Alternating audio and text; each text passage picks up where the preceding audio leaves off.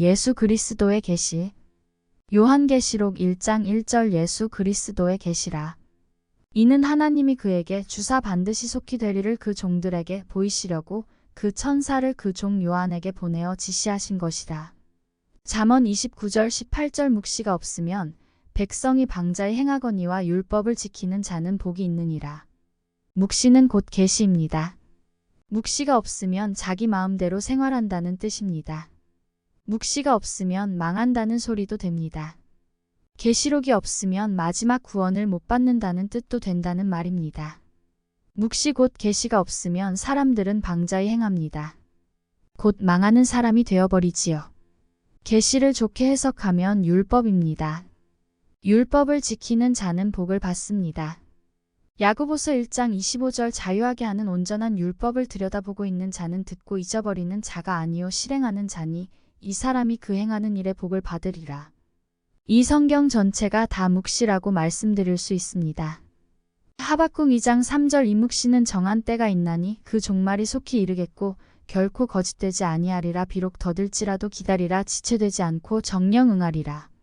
아모스 8장 11절에서 13절 주 여호와께서 가라사대 보라 날이 이를지라 내가 기근을 땅에 보내리니 양식이 없어 주림이 아니며 물이 없어 가람이 아니요 여호와의 말씀을 듣지 못한 기갈이라.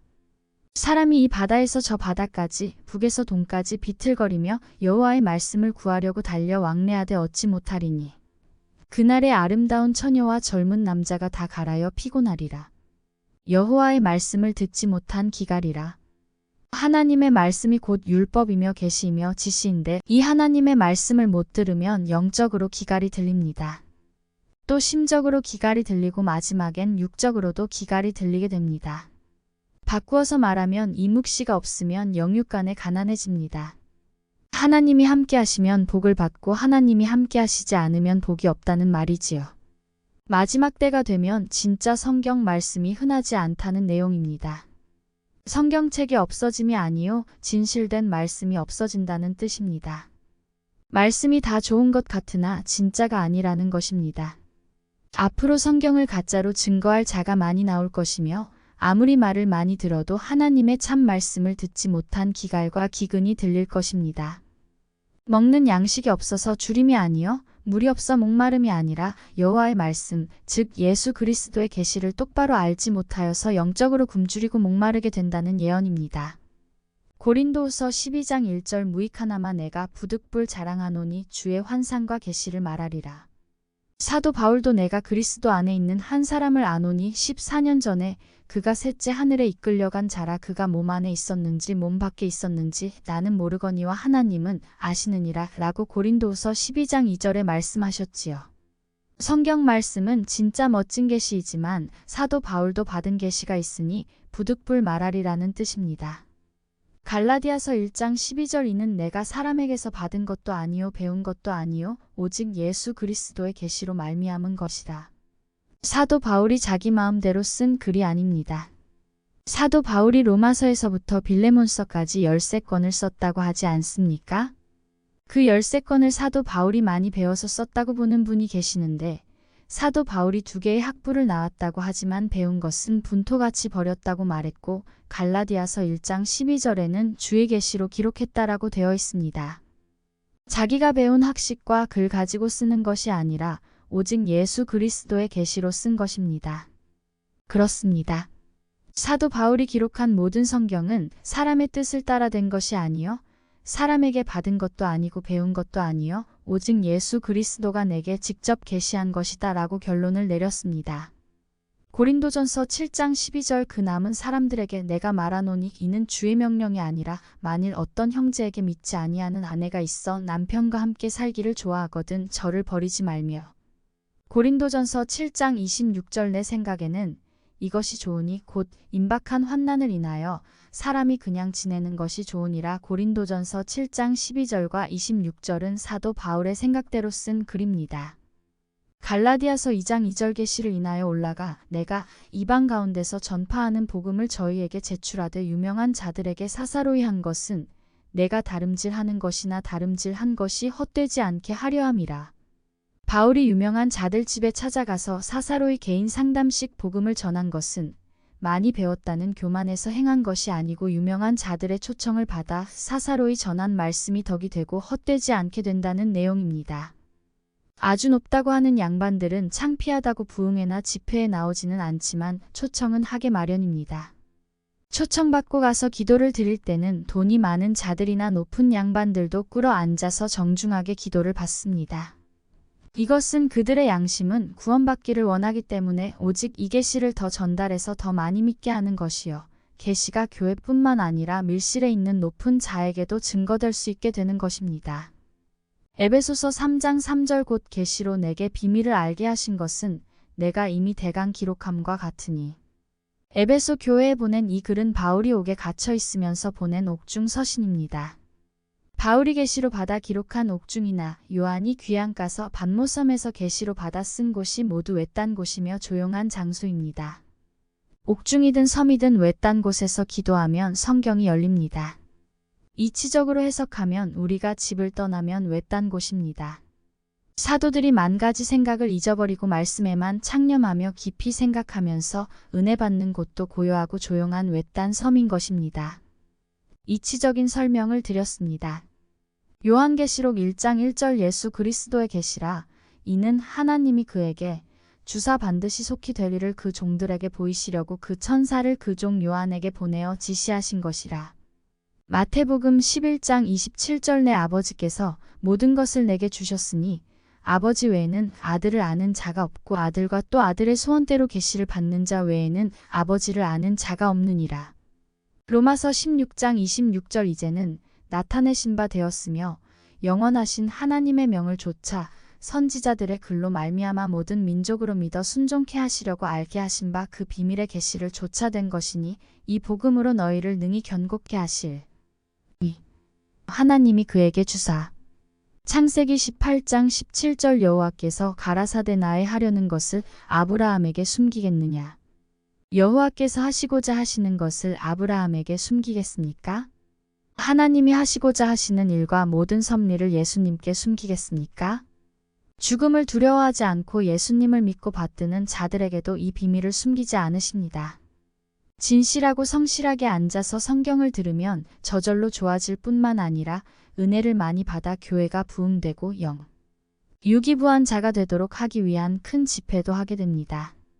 하나님이 그의 아들에게 다 주셨느니라 하는 것이 무슨 뜻입니까? 하나님이 아브라함에게도 숨기시지 않으셨는데 독생성자 예수님께 숨기시겠습니까?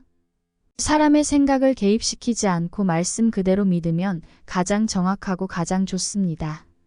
시편 25편 14절 여호와의 친밀함이 경외하는 자에게 있으며 그 언약을 저희에게 보이시리로다.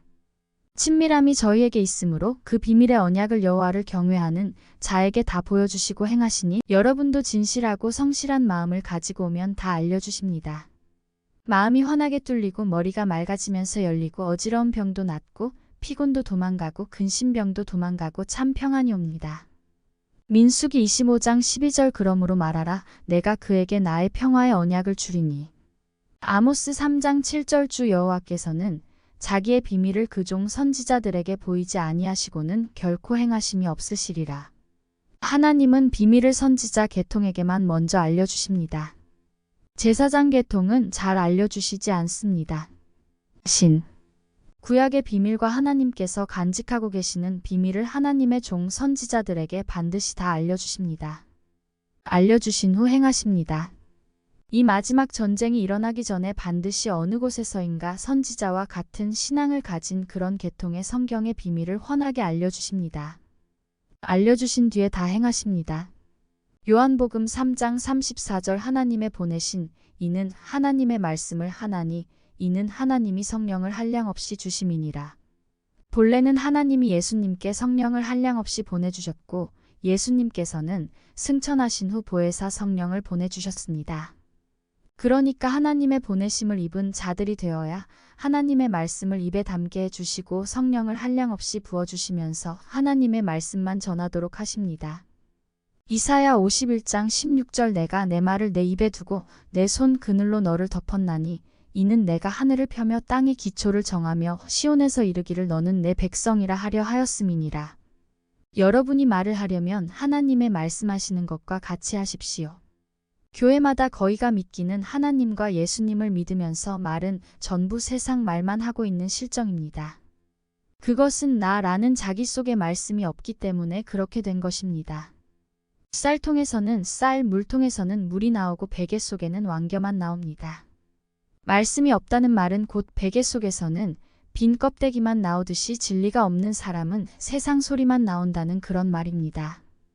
요한복음 5장 19절 그러므로 예수께서 저희에게 이르시되 내가 진실로 진실로 너희에게 이르노니 아들이 아버지의 하시는 일을 보지 않고는 아무것도 스스로 할 수 없나니 아버지께서 행하시는 그것을 아들도 그와 같이 행하느니라. 예수님께서 오셔서 하시고 가신 일이 모두 하나님의 일입니다. 예수님께서 올라가시면서 내가 올라가면 성령과 말씀과 권능과 능력을 보낼 터이니 너희도 내 일을 하라고 하셨습니다. 예수님도 다 알고 일을 하셨다고 했으니 우리도 알고 일을 하는 것이 모르고 하는 것보다 좋습니다. 요한복음 3장 11절 진실로 진실로 내게 이르노니 우리 아는 것을 말하고 본 것을 증거하노라 그러나 너희가 우리 증거를 받지 아니하는도다. 요한계시록을 배운다는 것은 노다지를 캐는 것보다 나은 일입니다. 광산에서 금 캐는 것처럼 말씀을 듣고 배우는 것이 노다지 캐는 것이요. 이 말씀이 곧 노다지입니다. 노다지를 캐고 있는데 감사해야지요. 마음이 좋기만 하고 뼈 없이 너그럽기만 해서도 안 됩니다. 믿음이 좋고 은혜가 좋아야 합니다. 요한복음 5장 30절 내가 아무것도 스스로 할 수 없노라 듣는 대로 심판하노니 나는 나의 원대로 하려 하지 않고 나를 보내신 이의 원대로 하려는 고로 내 심판은 의로우니라. 예수님 원대로 하시는 것이 아닙니다. 아버지의 원대로 하시는 것입니다. 구약 모두가 아버지 원대로 하는 것입니다. 그래서 저도 하나님의 원대로 성경을 가르치는 것입니다. 요한복음 12장 48절에서 49절 나를 저버리고 내 말을 받지 아니하는 자는 심판할 이가 있으니 곧 나의 한 그 말이 마지막 날에 저를 심판하리라.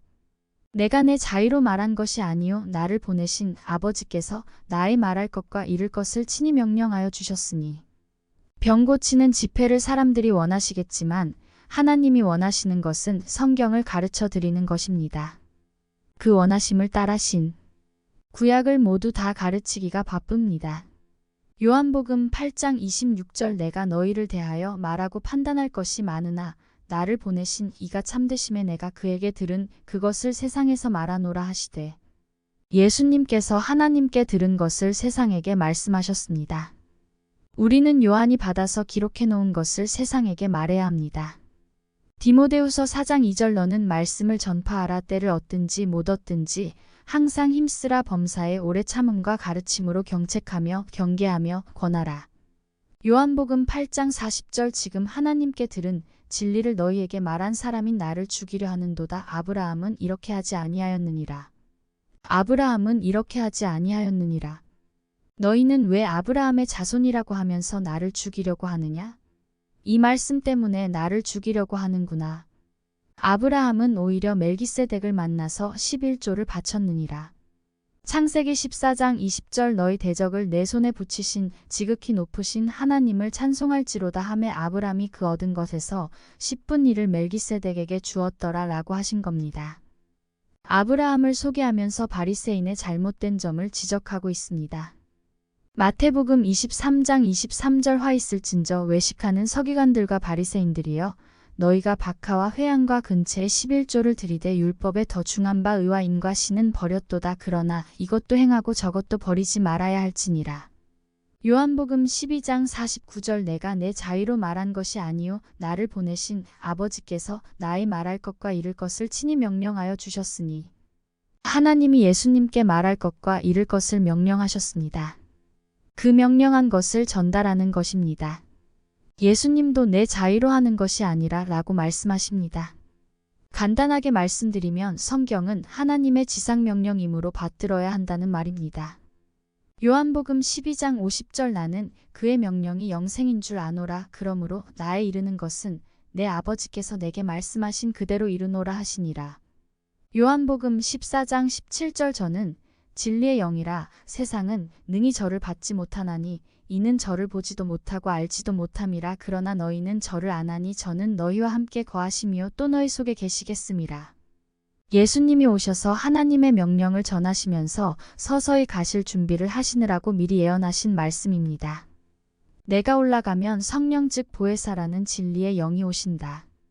오시면 너희와 함께 계시면서 그 영이 아버지와 나에 대한 증거를 하실 것이요 모든 일을 알려주시리라. 하시면서 서서히 떠날 준비를 하시는 때입니다. 그럼 지금은 성령님이 누구의 대리로 오십니까? 지금 성령님이 예수님 데리러 오셔서 역사하시고 계십니다. 그런데 너희들은 왜 은혜를 받아서 생욕거리로 바꾸고 있느냐? 너희가 이같이 어리석으냐? 성령으로 시작하였다가 이제는 육체로 마치겠느냐라고 갈라디아서 3장 3절에 책망하셨습니다. 유다서 사절이는 가만히 들어온 사람 몇이 있음이라. 저희는 옛적부터 이 판결을 받기로 미리 기록된 자니 경건치 아니하여 우리 하나님의 은혜를 도리어 생욕거리로 바꾸고 홀로 하나이신 주제 곧 우리 주 예수 그리스도를 부인하는 자니라. 데살로니가전서 4장 5절 하나님을 모르는 이방인과 같이 생욕을 좇지 말고. 요한복음 14장 26절 보혜사 곧 아버지께서 내 이름으로 보내실 성령 그가 너희에게 모든 것을 가르치시고 내가 너희에게 말한 모든 것을 생각나게 하시리라. 예수님께서 십자가 지시기 전에 예언하신 말씀입니다. 그가 곧 성령의 보혜사가 오시는데 누구의 이름으로 오십니까? 예수님의 이름으로 우리 속에 오시는 보혜사가 신 구약의 말씀을 떠오르게 하십니다. 배운 대로 들은 대로 생각나게 해주시면서 신앙생활을 힘차게 할 수 있게 해주시리라고 하셨습니다. 바로 이런 신앙으로 건전하게 나가야 하므로 성경을 배워야 합니다. 요한복음 14장 16절 내가 아버지께 구하겠으니 그가 또 다른 보혜사를 너희에게 주사 영원토록 너희와 함께 있게 하시리니.